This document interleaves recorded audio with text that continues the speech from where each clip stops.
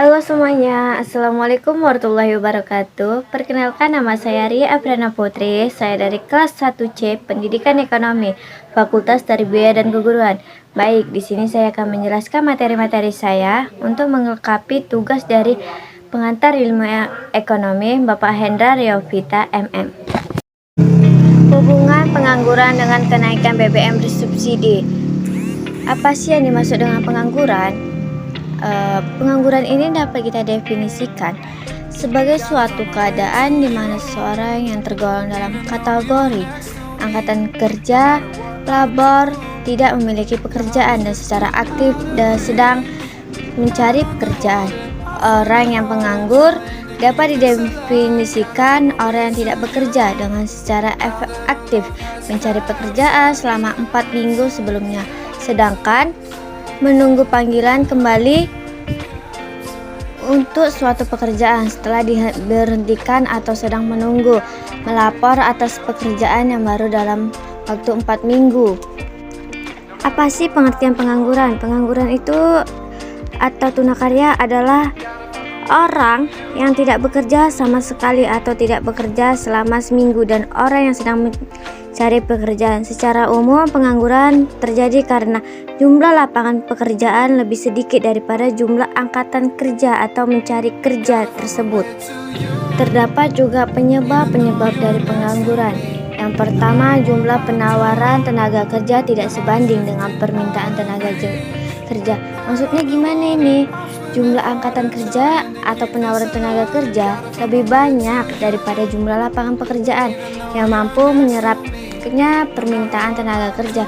Untuk mengatasinya, pemerintah harus menciptakan lapangan pekerjaan baru, membuat pelatihan kewirausahaan dan lain sebagainya.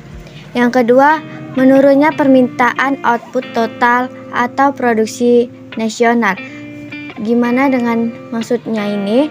Nilai total output atau produksi nasional adalah nilai total dari jumlah barang dan jasa. Penurunan pendapatan nasional dari nilai total output atau produksi nasional. Dari nilai total output produksi nasional menyebabkan penurunan permintaan terhadap tenaga kerja. Kondisi ini menyebabkan peningkatan jumlah lebih tinggi dari pengangguran. Ketiga, perkembangan teknologi. Teknologi mengharuskan tenaga kerja harus dapat beradaptasi dan mengimbangi agar tidak menjadi pengangguran. Bahkan, perkembangan teknologi juga dapat menggantikan fungsi dari tenaga kerja sehingga berakibat pada terjadinya pengangguran. Keempat, ketidaksesuaian antar keahlian dan lapangan pekerjaan yang disediakan. Lapangan pekerjaan seringkali masyarakat tenaga kerja dengan keahlian tertentu, sedangkan para pencari pekerjaan juga mempunyai keahlian tertentu yang kadang-kadang tidak sesuai dengan permintaan tenaga kerja dari perusahaan itu tersebut. Ada juga dampak-dampak dari pengangguran. Yang pertama, bagi masyarakat. Kedua, beban psikologi. Ketiga, bagi perekonomian negara. Keempat, meningkatnya biaya nasional. Jenis-jenis dan macam-macam pengangguran. Yang pertama, berdasarkan pendekatan angkatan kerja. A. Pengangguran terselubung. B. Setengah menganggur. C. Pengangguran terbuka. Berdasarkan penyebab terjadinya ialah dibagi menjadi 3 bagian. Yang pertama, pengangguran struktural. Yang kedua, pengangguran fiksional. Ketiga, pengangguran musiman. Empatnya, dampak-dampak dari pengangguran ini. Yang pertama, dampak bagi masyarakat itu dibagi menjadi 3 bagian.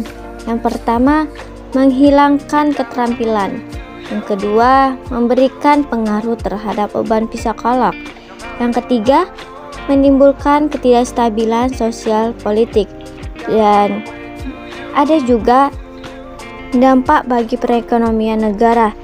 Itu dibagi menjadi 3 bagian juga. Yang pertama, penurunnya pendapatan pemerintah. Kedua, penurunan pendapatan per kapita. Ketiga, meningkatkan biaya sosial yang harus ditanggung oleh pemerintah tersebut.